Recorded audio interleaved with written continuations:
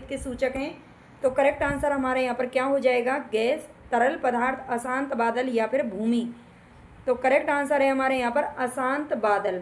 जो अशांत बादल के सूचक हैं, बृहस्पति ग्रह पर लाल धब्बे हैं। ठीक है, लाल धब्बे किसके सूचक हैं, तो ये अशांत बादल के सूचक हैं, ध्यान रखिएगा। आगे चलते हैं नेक्स्ट क्वेश्चन की तरफ। यूएसए ने किस ग्रह की खोज के लिए गैलीलियो नामक अंतरिक्ष यान भेजा था। तो यूएसए ने किस ग्रह की खोज के लिए गैलीलियो नामक अंतरिक्ष यान भेजा था। यूएसए जो कि अमेरिका को बोलते हैं। तो राइट आंसर हमारे यहाँ पर दूसरे में कौन सा हो जाएगा, दूसरे में करेक्ट आंसर क्या होगा, गैलीलियो नामक जो अंतरिक्ष है वो कहाँ पर भेजा था, तो ये बृहस्पति की खोज करने के लिए भेजा था। ठीक है, इसमें बृहस्पति हमारा करेक्ट आंसर हो जाएगा। नेक्स्ट क्वेश्चन है, मैगलन अभियान किस ग्रह से संबंधित है। तो जो मैगलन अभियान है ये किस ग्रह से संबंधित है, ये बताइए। यहाँ पर हमारा करेक्ट आंसर क्या हो जाएगा, मैगलन अभियान। एक सेकंड, मैं इसको थोड़ा सा और जूम कर देती हूँ। अब बताइए मैगलन अभियान किस ग्रह से संबंधित है। तो तीसरे में हमारा करेक्ट आंसर क्या होगा, राइट आंसर है मंगल, शनि, बृहस्पति या शुक्र। तो ये है बृहस्पति। ठीक है, बृहस्पति से संबंधित है मैगलन अभियान, याद रखिएगा। नेक्स्ट क्वेश्चन है हमारे यहाँ पर, शूमेकर लेवी-9 धूमकेतु ये किस ग्रह से टकराया था। शूमेकर लेवी-9 धूमकेतु किस ग्रह से टकराया था, ये आपको बताना है। तो चौथे में हमारा करेक्ट आंसर क्या हो जाएगा, शुक्र, मंगल, बृहस्पति या फिर शनि। तो ये बृहस्पति ग्रह से टकराया था। अगर आपको क्लास पसंद आए तो प्लीज़ लाइक सब्सक्राइब तो आपको करना ही है, और कमेंट बॉक्स में आप ज़रूर बताइएगा कि इसी तरह की क्लासेज हैं जो आपको डेली चाहिए या नहीं चाहिए। ठीक है, मतलब क्लास अगर अच्छी लग रही है तो कमेंट बॉक्स में ज़रूर बताना प्लीज़। सूर्य के इर्द गिर्द परिक्रमा में निम्न में से कौन सा ग्रह है जो अधिकतम क्या करता है, अधिकतम समय लेता है, जो सबसे ज़्यादा समय लेता है। थोड़ा सा शॉर्ट कर लेते हैं इसको। सूर्य के इर्द गिर्द परिक्रमा करने में निम्न में से कौन सा ग्रह है जो अधिकतम समय लेता है, सबसे ज़्यादा समय कौन लेता है। तो 5 में हमारा राइट आंसर कौन सा हो जाएगा, जो सबसे बड़ा ग्रह है। ठीक है, सबसे बड़ा ग्रह कौन सा है हमारा, तो ये है बृहस्पति। हालांकि जो बुध है, बुध हमारा सबसे कम समय लेता है, बुध सबसे कम समय लेता है, और जो बृहस्पति है वो सबसे ज़्यादा समय लेता है। ठीक है, तो दोनों को ही ध्यान रखना है। नेक्स्ट क्वेश्चन है हमारे यहाँ पर, सौर मंडल का सबसे बड़ा उपग्रह निम्न में से कौन सा है।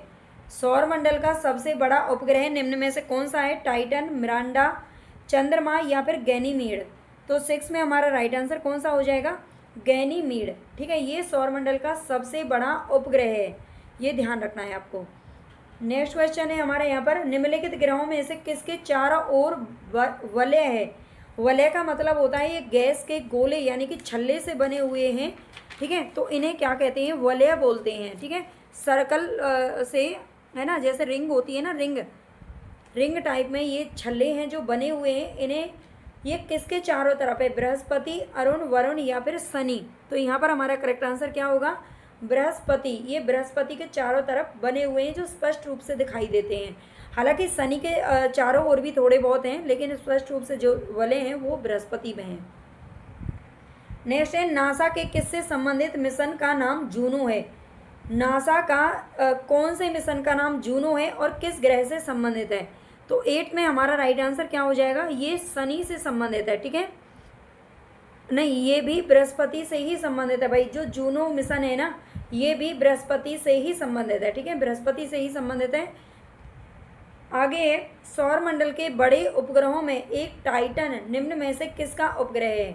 जो टाइटन उपग्रह है ये किसका है, गैनीमीड तो सौर मंडल का सबसे बड़ा उपग्रह हो गया, लेकिन यहाँ पर आपको बताना है टाइटन किसका उपग्रह है। तो ये शनि का उपग्रह है। ठीक है, शनिदेव का उपग्रह टाइटन, ध्यान रखना।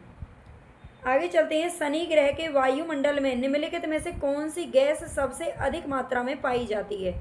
शनि ग्रह जो है इसके वायुमंडल में सबसे अधिक कौन सी गैस पाई जाती है, SO2, CO2, मीथेन या फिर नाइट्रोजन। तो 10 में हमारा राइट आंसर कौन सा हो जाएगा, शनि ग्रह पर सबसे ज़्यादा कौन सी गैस है, तो ये मीथेन पाई जाती है। ठीक है, मीथेन गैस है जो सबसे अधिक पाई जाती है। नेक्स्ट क्वेश्चन है, शनि ग्रह को सर्वप्रथम किस खगोल शास्त्री ने देखा था। शनि ग्रह को सबसे पहले देखने वाले कौन से खगोल शास्त्री हैं। तो करेक्ट आंसर यहाँ पर हमारा कौन सा होगा, गैलीलियो। ये गैलीलियो ने देखा था सबसे पहले। नेक्स्ट क्वेश्चन है, हमारे 12 क्वेश्चन पर हम पहुँच चुके हैं। नंगी आंखों के द्वारा दिखने वाला सबसे दूर का ग्रह कौन सा है? जिसे हम अपनी नंगी आंखों से देख सकते हैं तो बृहस्पति, शनि, यूरेनस या फिर प्लूटो। तो 12 में हमारा करेक्ट आंसर कौन सा होगा? सबसे दूर वाला ग्रह तो ये है शनि। ठीक है, ये शनि है जो नंगी आंखों से जिसे देखा जा सकता है। नेक्स्ट है, शनि ग्रह के चारों ओर पाए जाने वाले वलयों की संख्या कितनी है? शनि ग्रह के मैंने अभी आपको बताया था बृहस्पति के चारों तरफ वलय पाए जाते हैं, लेकिन शनि ग्रह के तरफ चारों तरफ जो वलय पाए जाते हैं उनकी संख्या कितनी है? तो 13 का हमारा राइट आंसर कौन सा हो जाएगा? 13 में हमारा करेक्ट आंसर है 7। केवल 7 ही हैं इसके ऊपर। ठीक है, नेक्स्ट है, निम्नलिखित में से किस ग्रह का घनत्व सबसे कम है? किस ग्रह का घनत्व सबसे कम है ये आपको बताना है। तो करेक्ट आंसर हमारा यहाँ पर कौन सा हो जाएगा? घनत्व शनि का सबसे कम है। ठीक है, सबसे कम जो घनत्व है वो किसका है? तो ये शनि ग्रह का है। नेक्स्ट है क्वेश्चन, सौर मंडल का दूसरा सबसे बड़ा ग्रह कौन सा है? सौर मंडल का दूसरा सबसे बड़ा ग्रह, पहले ग्रह नंबर पे तो आप जानते हैं, फर्स्ट नंबर पे कौन सा आता है? तो ये बृहस्पति आता है। ठीक है, बृहस्पति आता है, लेकिन दूसरा सबसे बड़ा जो ग्रह वो है शनि ग्रह। ठीक है, 15 में हमारा करेक्ट आंसर कौन सा हो जाएगा? इसका घनत्व सबसे कम है, लेकिन ये सौरमंडल का दूसरे नंबर का सबसे बड़ा ग्रह भी है। नेक्स्ट क्वेश्चन है, यूरेनस की खोज किसने की थी? यूरेनस की खोज किसने की थी? हर्सेल, गैलीलियो, कोपरनिकस या फिर केपलर। गैलीलियो ने तो शनि को सबसे पहले देखा था, है ना, गैलीलियो ने सबसे पहले देखा था, लेकिन यूरेनस की खोज करने वाले कौन है? तो यहाँ पर हमारा करेक्ट आंसर कौन सा हो जाएगा? हर्सेल। ठीक है, हर्सेल ने किसको देखा था? यूरेनस को देखा था। यूरेनस को क्या बोलते हैं हिंदी में? तो अरुण बोलते हैं। कौन सा ग्रह है जो सर्वाधिक गैसों से घिरा हुआ है? सर्वाधिक गैसों से घिरा हुआ कौन सा ग्रह है? 17 में हमारा करेक्ट आंसर कौन सा हो जाएगा? बताइए, सबसे अधिक गैसों से कौन सा ग्रह घिरा हुआ है? तो करेक्ट आंसर हमारे यहाँ पर कौन सा है? यूरेनस। ठीक है, जो यूरेनस है, अरुण जो ग्रह है वो गैसों से सबसे अधिक घिरा हुआ है। ठीक है, नेक्स्ट क्वेश्चन है, पश्चिम की ओर भ्रमण करने वाला ग्रह कौन सा है? पश्चिम की ओर भ्रमण करने वाला ग्रह कौन सा है? यम, अरुण, वरुण या फिर शनि, जो पश्चिम की तरफ गति करता है। तो ये कौन सा ग्रह हमारा पड़ जाएगा जो कि उल्टी दिशा में क्या करता है? पश्चिम दिशा में भ्रमण करता है। तो करेक्ट होगा यहाँ पर हमारा अरुण ग्रह। जो अरुण है ये क्या करता है? पश्चिम की ओर भ्रमण करता है। नेक्स्ट है, ओबेरॉन, टाइटेनिया, एरियल, अम्ब्रियल और मिरांडा, ये 5 ग्रहों किस ग्रह के उपग्रह हैं? ये 5 जो उपग्रह दिखाई दे रहे हैं आपको, ओबेरॉन, टाइटेनिया, ध्यान से देख लीजिए, टाइटन शनि का है, लेकिन ये टाइटेनिया है, एरियल है, अम्बरियल है और मिरांडा है। ये सभी के सभी किस ग्रह के उपग्रह हैं? बृहस्पति, अरुण, वरुण या फिर मंगल। तो 19 में हमारा करेक्ट आंसर कौन सा हो जाएगा? अरुण ग्रह के, ये अरुण ग्रह के जो कि यूरेनस है। ठीक है, यूरेनस के क्या हैं? ये 5 उपग्रह हैं। अपनी दूरी पर सूर्य की ओर अधिक झुकाव के कारण निम्न में से कौन सा ग्रह लेटा हुआ ग्रह? कौन सा ग्रह जिसे लेटे हुए ग्रह के नाम से भी जानते हैं? तो 20 में हमारा करेक्ट आंसर कौन सा हो जाएगा? अरुण ग्रह। जो अरुण ग्रह वो अपने धुरी पर बहुत अधिक झुका हुआ है, ऐसा लगता है कि जैसे लेट रहा है। लेटा हुआ ग्रह कौन है? अरुण है। यूरेनस सूर्य के चारों ओर एक चक्कर कितने वर्षों में लगाता है? तो यूरेनस सूर्य के चारों तरफ एक चक्कर लगाने में कितना समय लगता है, कितने वर्ष लेता है? तो 21 में हमारा करेक्ट आंसर कौन सा हो जाएगा? 84 वर्ष। ठीक है, ये 84 वर्ष लेता है। नेक्स्ट है, कौन सा ग्रह है जो हरे प्रकाश को उत्सर्जित करता है? हरे प्रकाश को कौन सा ग्रह उत्सर्जित करता है ये बताना है। तो करेक्ट आंसर हमारा यहाँ पर हो जाएगा वरुण। ठीक है, वरुण हमारा सबसे बाहर वाला यानी कि सबसे लास्ट वाला ग्रह, सबसे ज़्यादा दूरी पर है ये सूर्य से। नेक्स्ट है, सौर परिवार के निम्न ग्रहों में से कौन सा ग्रह सबसे अधिक ठंडा होता है? सबसे अधिक ठंडा कौन सा ग्रह है? ठीक है, ठंडा पूछ रहा है आपसे, क्या पूछ रहा है? ठंडा। सबसे अधिक ठंडा कौन सा है? नेपच्यून, पृथ्वी, मंगल या फिर बुध। तो करेक्ट आंसर हमारे यहाँ पर कौन सा हो जाएगा भाई? सबसे अधिक ठंडा कौन सा ग्रह है? तो ये नेपट्यून हो जाएगा, इसे नेपच्यून भी बोलते हैं। नेपट्यून ये वरुण ग्रह है। ठीक है, नेपट्यून का अर्थ क्या है? ये वरुण ग्रह ही है जो सबसे अधिक ठंडा है। किस गैस की उपस्थिति के कारण वरुण ग्रह हरे रंग का दिखाई पड़ता है? ये हरे रंग का दिखाई देता है किस गैस की उपस्थिति के कारण दिखाई देता है? तो यहाँ पर हमारा करेक्ट आंसर कौन सा हो जाएगा? मीथेन। मीथेन गैस की उपस्थिति के कारण वरुण ग्रह का जो रंग है वो हरे रंग का दिखाई देता है। निम्नलिखित में से कौन से दो ग्रह हैं जो सहोदर भाई के नाम से जाने जाते हैं? सहोदर भाई किन कौन से दो ग्रहों को कहते हैं? तो यहाँ पर हमारा करेक्ट आंसर हो जाएगा अरुण और वरुण। ठीक है, अरुण और वरुण एक जैसे नाम है दोनों के और ये सहोदर भाई के नाम से जाने जाते हैं। अगर आपको क्लास अच्छी लग रही है तो प्लीज़ कमेंट कर देना कि आपको क्लास अच्छी लगी है नहीं लगी है। ठीक है, कम से कम कुछ भी आप एक फीडबैक तो दे ही सकते हैं, ये आपका फ़र्ज़ बनता है अगर आप देख रहे हो तो। ठीक है, बड़ी ही मेहनत लगती है क्लास में, और लाइक ज़रूर कर देना, सब्सक्राइब भी कर लेना। हिंदी साहित्य और व्याकरण की हमारी क्लास चलती है डेली लाइव 11 बजे। अगर आप जुड़ना चाहते हैं तो ज़रूर जुड़ें, अगर आप हिंदी सब्जेक्ट से तैयारी करते हैं तो। निम्नलिखित में से कौन सा ग्रह है जो सूर्य और पृथ्वी दोनों से सर्वाधिक दूरी पर स्थित है? सूर्य और पृथ्वी से दोनों से ही सर्वाधिक दूरी पर कौन सा ग्रह उपस्थित है? तो 26 में हमारा करेक्ट आंसर कौन सा हो जाएगा? ये नेपट्यून ही है। ठीक है, नेपट्यून यानी कि वरुण ग्रह सूर्य और पृथ्वी दोनों से बराबर दूरी पर स्थित है, सर्वाधिक दूरी पर स्थित है। ठीक है, सबसे बड़ा वर्ष किस ग्रह पर होता है? सबसे बड़ा वर्ष किस ग्रह पर होता है? शनि पर, बृहस्पति, नेपट्यून या फिर पृथ्वी पर? तो सबसे बड़ा जो वर्ष है वो किस ग्रह पर होता है? ये नेपट्यून पर ही होता है, यानी कि वरुण ग्रह पर होता है। ठीक है, वरुण से भी इतने सारे क्वेश्चन हैं जो बनते हैं। आगे है सौरमंडल का सबसे बाहरी ग्रह कौन सा है? सबसे बाहर वाला, ये जैसे कि सूर्य है, इसके पास बुध आता है, फिर शुक्र आता है, फिर पृथ्वी आता है। ठीक है, पृथ्वी के बाद कौन सा आता है? तो मंगल ग्रह आता है, फिर बृहस्पति, फिर शनि आता है और फिर अरुण और वरुण आता है। ठीक है, तो ये जो वरुण है ना ये सबसे बाहरी ग्रह माना जाता है। ठीक है, वरुण हमारा करेक्ट हो जाएगा।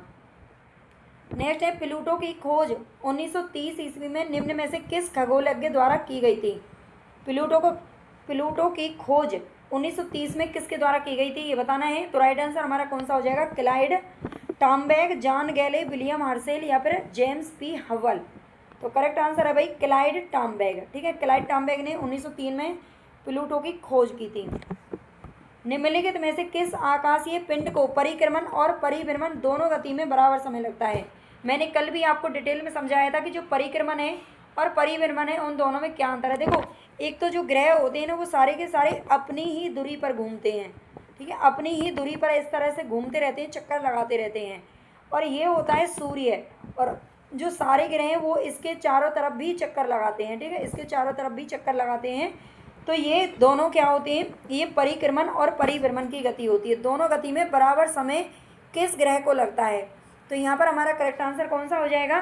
चंद्रमा को लगता है। ठीक है, किसको लगता है? चंद्रमा को लगता है। चंद्रमा अपनी दूरी पर घूमने में भी उतना ही समय लेता है और पृथ्वी पर घूमने में भी उतना ही समय लगता है। कितना लगता है अब हम आगे बता देंगे। कौन सा खगोलीय पिंड है जो रात की रानी कहलाता है? कौन सा खगोलीय पिंड रात की रानी कहलाता है? तो भैया चंद्रमा कहलाता है, जो कि पृथ्वी का एकमात्र ग्रह है, उपग्रह है, सॉरी। ठीक है, पृथ्वी से दिखने वाली चंद्रमा की सतह उसकी कुल सतह का कितने प्रतिशत है? पृथ्वी से जो हमें चंद्रमा दिखाई देता है ना, गोल गोल चंद्रमा हमें दिखाई देता है, और डेली इसकी जो कलाएं हैं वो इस तरह से घटती बढ़ती हुई चली जाती हैं।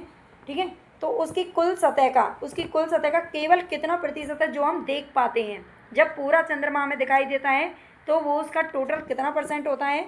59% होता है केवल। ठीक है, 59% होता है, 59%।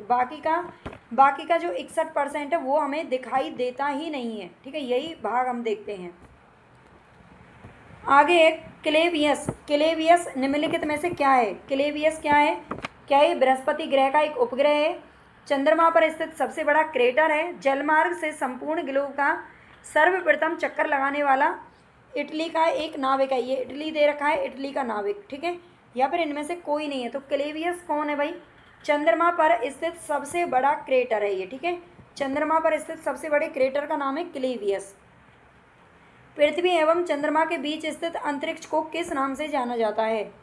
पृथ्वी और चंद्रमा के बीच में कौन सा अंतरिक्ष पड़ता है ये बताना है। तो राइट आंसर कौन सा हो जाएगा? सिसलुनर। ठीक है, सिसलुनर हमारे यहाँ पर करेक्ट आंसर हो जाएगा। पृथ्वी और चंद्रमा दोनों के बीच में पड़ता है। ये जो क्लासेस है ना, वैसे तो सभी परीक्षाओं के लिए रामबाण साबित होने वाली हैं, बहुत ही अच्छी क्लासेस रहेंगे। अगर 40-50 क्वेश्चन का डेली आप टेस्ट देते हो या डेली इनका रिवाइज करते हैं तो आपको बहुत ही बेनिफिट होने वाला है। ठीक है, और एल टी ग्रेड के लिए मुख्य रूप से क्लासेज हैं जो चलाई गई हैं। एल टी ग्रेड हिंदी के लिए भी अगर आप पढ़ना चाहते हैं, हिंदी साहित्य के नोट्स भी आपके घर तक पहुंचाए जा सकते हैं, ठीक है। अगर आपको चाहिए तो आप ज़रूर बता दीजिएगा। बहुत ही अच्छे नोट्स हैं हिंदी साहित्य के, केवल हिंदी साहित्य है, मैं बता देती हूँ आपको।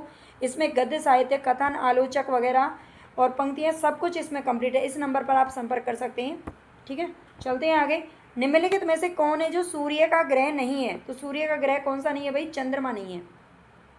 चंद्रमा क्या है? ये पृथ्वी का एकमात्र उपग्रह है। पृथ्वी का एकमात्र उपग्रह कौन सा है? तो ये चंद्रमा है, ठीक है। आगे, शांत समुद्र और तूफानों का महासागर निम्न में से कहाँ पर स्थित है? शांत समुद्र और तूफानों का महासागर, ये 37 का आंसर आपको देना है। ये दोनों कहाँ पर स्थित हैं? तो करेक्ट आंसर हमारा कौन सा हो जाएगा? ये चंद्रमा पर स्थित है, ठीक है। चंद्रमा हमारा सही हो जाएगा। सी ऑफ ट्रिंक्वलिटी, सी ऑफ ट्रिंक्वलिटी कहाँ पर स्थित है? पृथ्वी, सूर्य, जुपिटर। जुपिटर किसको बोलते हैं? बृहस्पति को बोलते हैं भाई, है ना। जुपिटर किसको बोलते हैं? बृहस्पति को बोलते हैं। और चंद्रमा, तो सी ऑफ ट्रिंक्वलिटी कहाँ पर स्थित है? राइट आंसर हमारा कौन सा हो जाएगा? ये चंद्रमा पर स्थित है, ठीक है। ये चंद्रमा पर स्थित है। शांत समुद्र, तूफानों का महासागर, सी ऑफ ट्रिंक्वलिटी, ये सारे के सारे चंद्रमा पर उपस्थित हैं। चंद्रमा पृथ्वी का एक चक्कर लगभग कितने दिनों में लगाता है? तो चंद्रमा पृथ्वी का एक चक्कर लगाने में कितना समय लेता है? तो ये 27 दिन और 3 घंटे का समय लेता है, ठीक है। 27 दिन 3 घंटे का समय लेता है। चंद्रमा से पृथ्वी तक प्रकाश के पहुंचने में लगने वाला समय कितना है? सूर्य का हमने कल देखा था, जो सूर्य है, सूर्य का प्रकाश कितनी देर में पहुंचता है? तो 8.3 मिनट में पहुंचता है, ठीक है। 8.3 मिनट में। लेकिन यहाँ पर आपसे चंद्रमा पूछ रहा है, तो चंद्रमा का कितने समय में पहुंचेगा? 2 सेकंड से कम समय में पहुंच जाएगा, ठीक है। 2 सेकंड से कम समय में, 2 सेकंड से भी कम समय इसको लगता है, ठीक है। नेक्स्ट है, निम्नलिखित में से किस आकाशीय पिंड को पृथ्वी पुत्र कहा जाता है? तो भैया चंद्रमा को ही कहा जाता है पृथ्वी पुत्र, ठीक है। ये ध्यान रखना है।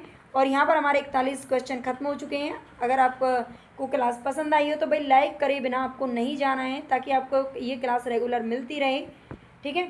और ये क्लास आपको रेगुलर मिलेगी, आप चेक कर लेना। अगर आपको इन सभी क्लासेस के लिंक चाहिए तो आप टेलीग्राम लिंक ज्वाइन कर लेना। टेलीग्राम लिंक की जो लिंक है वो डिस्क्रिप्शन में आपको मिल जाएगी, पोस्ट में भी मिल जाएगी, जितने भी कम्युनिटी पोस्ट हैं सब में मिल जाएगी। आज की में तो नहीं है, कल की में मिल जाएगी, ठीक है। ओके, धन्यवाद, थैंक्स फॉर वॉचिंग। प्रणाली की खोज किसने की थी? ये बताना है आपको। सौर प्रणाली की खोज किसने की थी? गैलीलियो, जे.एल. बियर्ड, कोपरनिकस या फिर केपलर। तो यहाँ पर हमारा करेक्ट आंसर हो जाएगा कोपरनिकस, ठीक है। जो कोपरनिकस हैं उन्होंने सौर प्रणाली की खोज की थी। सौर प्रणाली की बात कर रहा है, ठीक है। जे.एल. बियर्ड का जो नाम आता है ना, वो टीवी में आता है। इन्होंने टीवी की खोज की थी, टीवी जो आप जानते ही हो। और केपलर ने ग्रहों की गति का नियम दिया था। आगे चलते हैं, हालांकि हम सीधा क्वेश्चन ही बताएंगे। सूर्य के चारों ओर घूमने वाले खगोलीय पिंड क्या कहलाते हैं? तो सूर्य के चारों ओर, ये सूर्य है और सूर्य के चारों तरफ जो हमारे ऐसे ग्रह आपको दिखाई देते हैं, ये सब इसके इर्द गिर्द घूमते रहते हैं। तो इन्हें क्या कहा जाता है? ग्रह कहा जाता है, ठीक है। ये ग्रह होते हैं जो सूर्य के चारों तरफ हमेशा घूमते रहते हैं, चक्कर लगाते हैं। नेक्स्ट क्वेश्चन है, किसी ग्रह के चारों ओर परिक्रमा करने वाले छोटे आकाशीय पिंडों को क्या कहते हैं? किसी ग्रह के, ये ग्रह सारे ग्रह सूर्य के चारों तरफ परिक्रमा करते हैं, लेकिन ग्रहों के चारों तरफ, ये जो ग्रह होते हैं ना, इनके चारों तरफ भी कोई और है जो परिक्रमा करता है। तो ये कौन होते हैं? इनके उपग्रह होते हैं, ठीक है। इनके उपग्रह होते हैं, जैसे कि पृथ्वी का केवल एक ही उपग्रह है और वो है चंद्रमा। चंद्रमा हर समय पृथ्वी के चारों तरफ घूमता रहता है, और जो पृथ्वी है वो सूर्य के चारों तरफ घूमती रहती है, ठीक है। सूर्य सभी ग्रह अपनी अक्ष पर भी घूमते हैं। ग्रहों की गति का नियम किसने प्रतिपादित किया था? तो ग्रहों की गति का नियम किसने दिया था? ये दिया था भाई केपलर ने, ठीक है। केपलर हमारा यहाँ पर करेक्ट आंसर हो जाएगा। नेक्स्ट क्वेश्चन है, सूर्य के चारों ओर घूमने वाले ग्रहों की कुल संख्या, सूर्य के चारों ओर घूमने वाले ग्रहों की कुल संख्या कितनी है? तो सूर्य के चारों तरफ जो चक्कर लगाने वाले ग्रह हैं, यानी कि ग्रहों की कुल संख्या कितनी है, बस ये आपसे पूछ रहा है। तो याद रख लीजिएगा, ये 8 ग्रह हैं केवल, ठीक है। अब वर्तमान में केवल 8 हैं। पहले प्लूटो को भी माना जाता था, लेकिन 2005 में उसे बोना ग्रह की संज्ञा दे दी गई और वो ग्रहों की जो संख्या है उससे बाहर उसे कर दिया गया था, ठीक है। बोना ग्रह की संज्ञा देकर, नहीं तो पहले 9 भी पढ़ा जाता था। नेक्स्ट है क्वेश्चन हमारा, सूर्य से बढ़ती दूरी के अनुसार ग्रहों का निम्न में से कौन सा क्रम है जो कि सही है? सूर्य से बढ़ती दूरी के अनुसार ये इधर सूर्य पड़ता है और ये इधर हमारे 8 ग्रह बैठे हुए हैं। ठीक है, 8 ग्रह बैठे हुए हैं। तो सूर्य से पूछ रहा है सबसे पास में कौन आता है भाई? बुध आता है।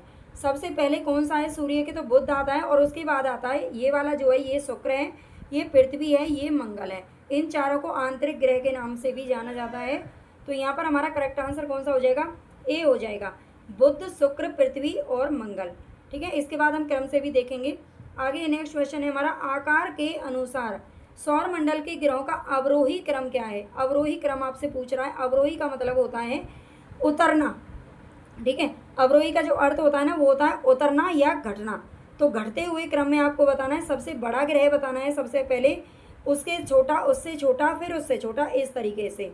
तो राइट आंसर हमारा यहाँ पर कौन सा हो जाएगा? 8th में देखो बृहस्पति सबसे बड़ा है। हालांकि बृहस्पति इन सभी में बृहस्पति दे रखा है, डी ऑप्शन आपको दिखाई नहीं दे रहा है, लेकिन इन्हीं में हमारा आंसर छुपा हुआ है। ठीक है, बृहस्पति सबसे बड़ा है। उससे छोटा कौन सा है? शनि है।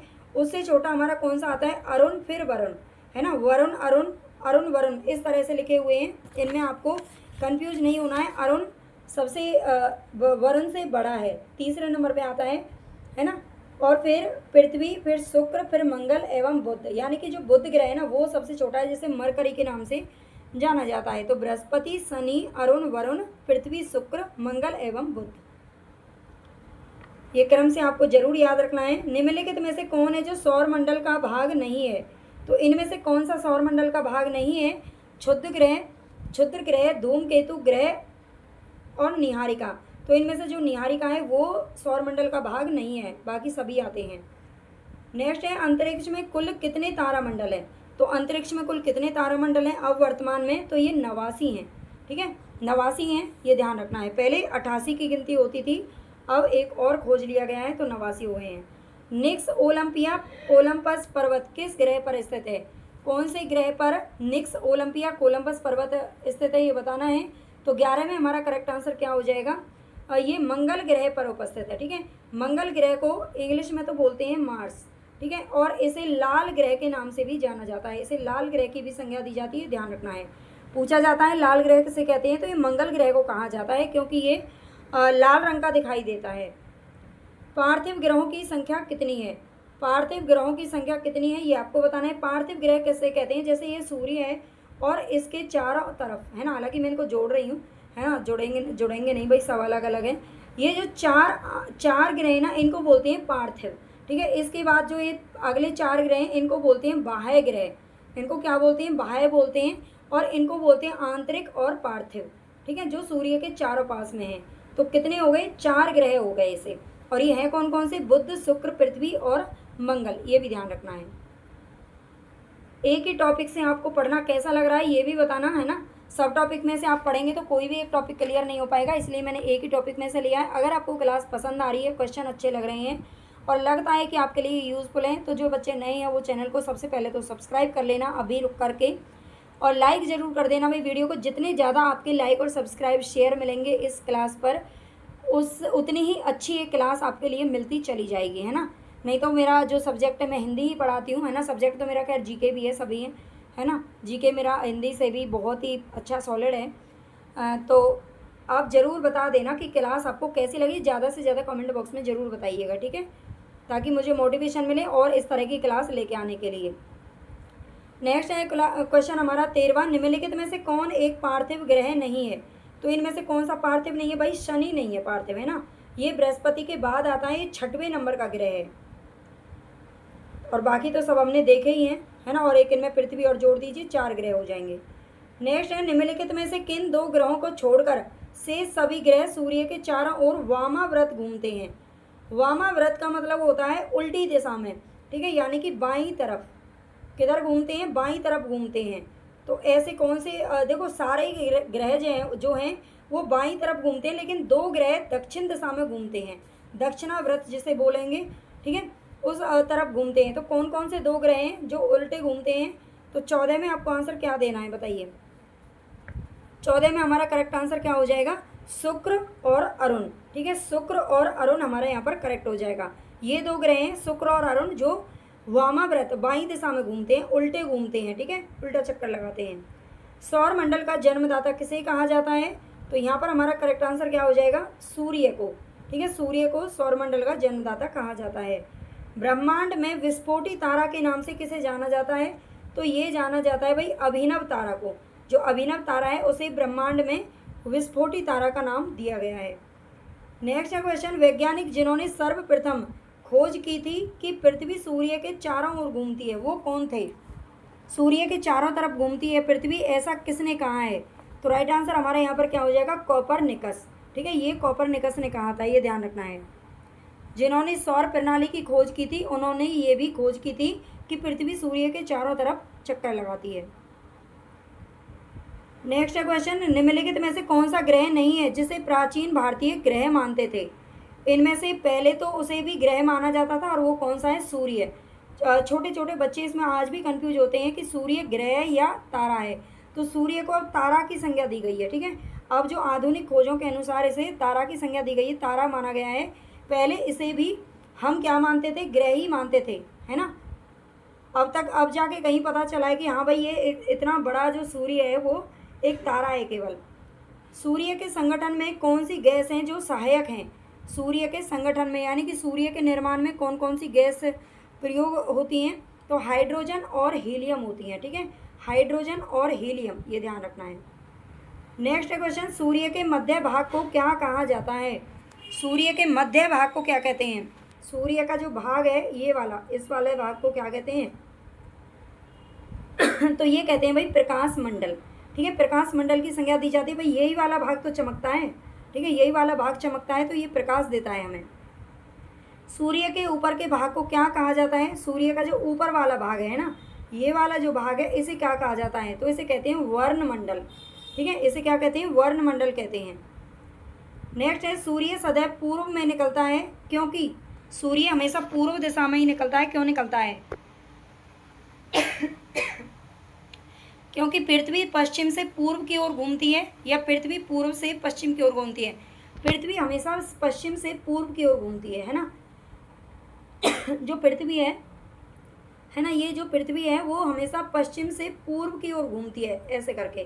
ठीक है, पश्चिम इधर है ना और पूर्व इधर है, तो ये इधर से इधर की साइड घूमती है। और इसीलिए सूर्य हमेशा हमें पूर्व दिशा में पहले दिखाई देता है। नेक्स्ट है, नॉर्वे में अर्धरात्रि के समय सूर्य कब दिखाई देता है?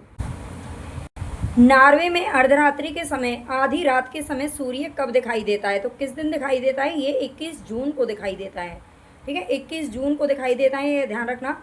हालांकि हमारे देश में इसे योगा दिवस के नाम से मनाते हैं। ठीक है, योगा दिवस, योग दिवस या योगा दिवस है ना, योग दिवस मनाया जाता है 21 जून को हमारे भारत में, है ना। और नॉर्वे में इसी दिन रात के समय में, आधी रात के समय में सूर्य दिखाई देता है। नेक्स्ट क्वेश्चन, एक ग्रह की अपने कक्ष में सूर्य से अधिकतम दूरी को क्या कहा जाता है? बहुत ही ज़्यादा एक क्वेश्चन पूछा जाता है, तो बताइए। और ये 2 प्रश्न ऐसे होते हैं, अपसौर और उपसौर, इसमें बच्चे क्या होते हैं? कंफ्यूज हो जाते हैं। तो एक ग्रह उसके कक्ष में सूर्य से अधिकतम दूरी को क्या कहा जाता है? तो 24 में हमारा करेक्ट आंसर क्या हो जाएगा? अपसौर। ठीक है, उसे क्या कहते हैं? अपसौर। अप का मतलब होता है दूरी और उप का मतलब होता है पास, है ना, ये ध्यान रखना है। और उपसौर कब होता है? जिस दिन जो कम दूरी होती है। ठीक है, कम दूरी को क्या कहते हैं? सबसे कम दूरी जब होती है तो उसे उपसौर कहा जाता है, और सबसे ज़्यादा दूरी जिस दिन होती है उसे अपसौर की क्रिया कहा जाता है। ठीक है, ये ध्यान रखना है। जैसे एक लेंस वाला होता है ना, उत्तल लेंस अवतल लेंस, इनमें आज तक भी कन्फ्यूजन बना हुआ है ना, बहुत सारे बच्चों को इसमें कन्फ्यूजन रहता है, तो वही ये चीज़ है। निम्न में से किन के बीच की औसत दूरी को खगोलीय एकक कहा जाता है? इन दोनों में से कौन सा ऐसा ग्रह या उपग्रह या कौन सी चीज़ें जिनके बीच की औसत दूरी को खगोलीय एकक कहा जाता है? तो यहाँ पर हमारा करेक्ट आंसर हो जाएगा पृथ्वी तथा सूर्य। ठीक है, पृथ्वी तथा सूर्य, इन दोनों के बीच की दूरी को खगोलीय एकक के नाम से जाना जाता है। नेक्स्ट क्वेश्चन है, मध्य रात्रि सूर्य का क्या अर्थ है? मध्य रात्रि सूर्य का क्या अर्थ है? सांध्य प्रकाश, उदीयमान प्रकाश सूर्य, बहुत चमकदार चंद्रमा या सूर्य का ध्रुवीय वृत्त में देर तक चमकना। तो ये मध्य रात्रि सूर्य जो होता है ना, इसका अर्थ है सूर्य का ध्रुवीय वृत्त में देर तक चमकना। ठीक है, ध्रुव आप जानते ही होंगे, 2 ध्रुव है हमारे। सूर्य में काला धब्बा क्या है? हमारे क्या है? पृथ्वी के हैं भाई, है ना। सूर्य में काला धब्बा क्या होता है? सूर्य में जो काला धब्बा है उसे क्या कहा जाता है? सूर्य में काला धब्बा कभी आपने सुना है? चंद्रमा में तो बहुत सुनते हैं कि चंद्रमा में भी दाग है ना। तो सूर्य में एक बड़ा काला छेद है या दिन के दौरान धब्बे ऊर्जा के स्रोत होते हैं। धब्बे वे स्थान है जो प्रकाश उत्सर्जित करने में असमर्थ हैं। हाँ बिल्कुल, ये वही स्थान है, धब्बे वही स्थान है जो प्रकाश उत्सर्जित करने में असमर्थ हैं, इसलिए वो काले काले दिखाई देते हैं ना। नेक्स्ट क्वेश्चन हमारा, सूर्य के रासायनिक मिश्रण में हाइड्रोजन का प्रतिशत कितना है? सूर्य में अभी हमने देखा था ना, हाइड्रोजन और हीलियम दो गैसों का मिश्रण है, इसमें इसके निर्माण में सहायक है। तो इसमें हाइड्रोजन का पार्ट कितना है ये आपसे पूछ रहा है, तो कितना हो जाएगा? 71%। ठीक है, 71% हमारा सही आंसर हो जाएगा। 71% ध्यान रखना है। हाइड्रोजन का जो भाग है वो कितना है? 71%। और बाकी 29% क्या है? हीलियम। नेक्स्ट क्वेश्चन हमारा, निम्नलिखित में से कौन है जो कि एक तारा है? तो इनमें से सूर्य एक तारा है। ठीक है, शायद दोबारा आ गया है क्वेश्चन। सौर पृष्ठ पर लगभग कितना तापमान होता है? सौर पृष्ठ पर लगभग कितना तापमान होता है? तो ये जरूर याद रखना, इसमें 800, 600, 6000 या 1000 डिग्री सेल्सियस लिखा हुआ है। ये है 6000, है ना, मैं लिख भी देती हूँ ताकि आपको याद रह जाए। 6000 डिग्री सेल्सियस ये सौर पृष्ठ पर तापमान की जो है मात्रा है। सूर्य प्रकाश धरती तक पहुँचने में कितने मिनट लेता है? तो ये लगभग इसे 8 मिनट बताया जाता है हमेशा, है ना, लगभग 8 मिनट। 8 मिनट बोलते हैं ना, आपने कहीं पढ़ा भी होगा, लेकिन 8.3 इसमें जो टोटल है वो कितना हो जाएगा? 8.3 मिनट। ठीक है, ये ध्यान रखना है। नेक्स्ट क्वेश्चन हमारा, सूर्य के सबसे पास कौन सा ग्रह है? सूर्य के सबसे पास में कौन सा ग्रह है? तो भाई ये बुध है ना, और बुध सबसे छोटा भी है ना, सबसे छोटा लघु ग्रह है, ये सबसे छोटा है। और सबसे बड़ा कौन सा है? बृहस्पति। निम्नलिखित में से कौन से ग्रहों के चारों ओर घूमने वाले उपग्रह नहीं है? ऐसे कौन से दो ग्रह हैं जिनके चारों तरफ घूमने के लिए कोई उपग्रह नहीं है? तो कौन से हमारा राइट आंसर हो जाएगा यहाँ पर? 39 में, बताइए। 39 में करेक्ट हो जाएगा। देखो, जो बुध और शुक्र है ना, बुध और शुक्र है, इनके कोई भी अपने ग्रह नहीं है, और पृथ्वी का एक है केवल चंद्रमा। इसके बाद फिर मंगल के 2 आते हैं, फिर बृहस्पति के तो सबसे ज़्यादा हैं, है ना। शनि और बृहस्पति में तो होड़ मची रहती है ना, उन दोनों में कभी किसी में ज़्यादा हो जाते हैं, कभी किसी में। सबसे तीव्र गति से सूर्य का चक्कर लगाने वाला ग्रह कौन सा है? सबसे तीव्र गति से जो सूर्य का चक्कर लगाता है तो वो कौन है? भाई जो सबसे छोटा है और जो सबसे पास में ना, वो सबसे तेज़ गति से दौड़ता है। सबसे छोटा है ना, और आप जानते हो जो बच्चों की जो गति होती है ना दौड़ने की, वो हम बड़ों से कुछ कहीं ज़्यादा होती है ना। तो बुध सबसे छोटा है, इसलिए तेज गति से घूमता है, तेज भागता है। नेक्स्ट क्वेश्चन है, निम्नलिखित में से किस ग्रह की परिभ्रमण गति सबसे अधिक है? तो भाई ये बुध की है ना। परिभ्रमण गति सबसे अधिक किसकी है? तो ये बुध की है। देखो, परिभ्रमण और परिक्रमण ये दो प्रकार की गति होती है। एक होती है परिभ्रमण, किसको बोलते हैं? जैसे कि ये हमारा ग्रह और अपने ही अक्ष पर घूमना, इसे क्या कहते हैं? परिभ्रमण कहते हैं। और ये सूर्य है और ये कोई ग्रह है और इसके चारों तरफ घूमना, इसे कहते हैं परिक्रमण गति। ठीक है, ये रोटेशन और रिवोल्यूशन होता है। ये होता है हमारा रोटेशन, इंग्लिश में बता देती हूँ, है ना। और ये होता है हमारा रिवोल्यूशन। ये क्या होता है? रिवोल्यूशन होता है। ठीक है, परिभ्रमण और परिक्रमण ये दोनों ध्यान रखना। तो बुध जो होता है ना, उसका परिभ्रमण गति सबसे अधिक है। निम्नलिखित में से किस ग्रह का अक्षीय झुकाव सबसे अधिक है? अक्षीय झुकाव यानी कि मैंने बताया ना, जैसे कि ये कोई इंसान है या फिर ये जैसे कि कोई ग्रह है और ये अपनी ही धुरी पर ये ग्रह है और अपनी ही धुरी की तरफ ये ज़्यादा झुका हुआ है, इस तरीके से। ठीक है, ये ज़्यादा झुका हुआ है अपनी ही गति की तरफ, तो वो कौन सा ग्रह है? ये भी बुध है। ठीक है, ये जो सबसे छोटा है ना, वो सबसे छोटा है। सौरमंडल का कौन सा ग्रह लगभग पृथ्वी जितना बड़ा है? तो सौरमंडल का कौन सा ग्रह लगभग पृथ्वी जितना बड़ा है, ये बताइए। अगर आपको क्लास पसंद आई तो भाई सब्सक्राइब जरूर कर लेना चैनल को, जो भी बच्चे नए हैं। ठीक है, और ज़्यादा से ज़्यादा शेयर करना, क्योंकि जीके की क्लास डेली आपको मिलने वाली है। ठीक है, 40 से 50 क्वेश्चन के बीच में हम करेंगे। आज के में 50 क्वेश्चन है। तो बताइए यहाँ पर सौरमंडल का कौन सा ग्रह लगभग पृथ्वी जितना बड़ा है? तो करेक्ट आंसर हमारा कौन सा हो जाएगा? शुक्र ग्रह। ठीक है, शुक्र ग्रह जो है ना, ये पृथ्वी से पहले पड़ता है और बुध के बाद में पड़ता है। ये पृथ्वी जितना ही बड़ा है। निम्नलिखित में से किस ग्रह को पृथ्वी की बहन कहा जाता है? पृथ्वी की बहन, तो ये शुक्र ग्रह को ही कहा जाता है ना। शुक्र ग्रह को बहन कहा जाता है, भाई नहीं कहा जाता।